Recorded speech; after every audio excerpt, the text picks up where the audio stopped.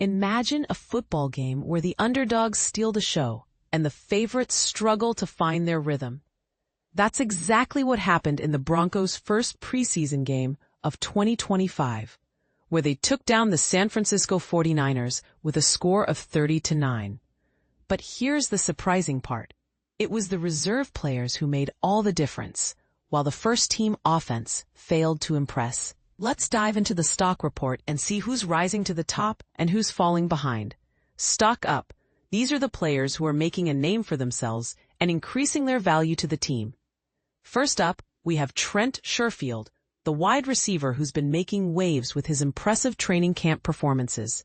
He's shown that he's more than just a specialist, with sticky hands and a burst of speed that's left defenders struggling to keep up. His preseason breakout was the highlight of the game, with a toe-tap score that showcased his skills.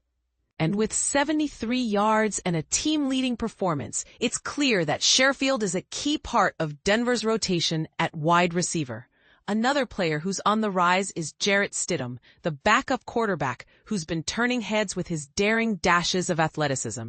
His near-flawless performance, with 14 of 15 passes completed for 136 yards and 2 scores, has made him the best quarterback on the turf. And let's not forget his impressive scrambles, which added an extra 36 yards to his total.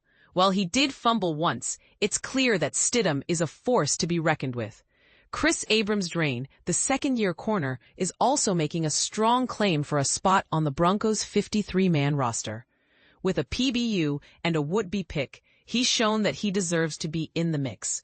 And with his strong play in 2 spot starts last year, it's hard to see him being cut from the team. Lastly, we have Tyler Beatty and Blake Watson, the reserve backs who are competing for a spot on the team. Both players flashed their wheels and beat defenders to the outside, with Watson notably running through 2 or 3 diving San Francisco defenders for an 18-yard gain.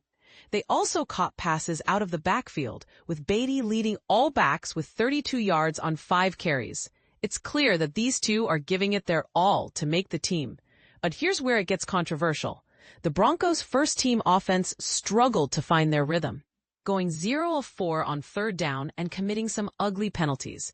Top wideout Courtland Sutton dropped a beautiful pass, and starting back R.J. Harvey ran for just 25 yards on 7 carries.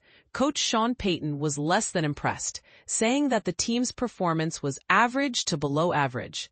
And this is the part most people miss. The reserve offensive line wasn't great either. Second-string tackle Alex Pelcheski had 2 false start penalties, and third-string tackle Frank Crum ran ineligible downfield and negated a beautiful Watson gain.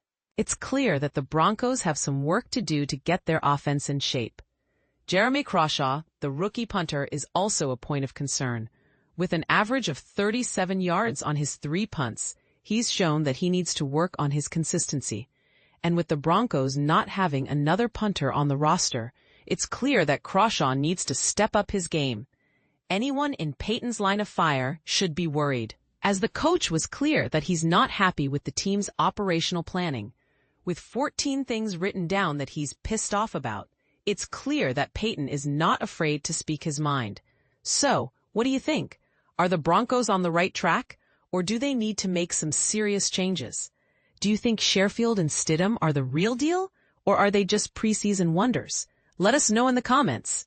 And don't forget to tune in to the next game to see how the Broncos will perform. Will they rise to the top, or will they fall behind? Only time will tell.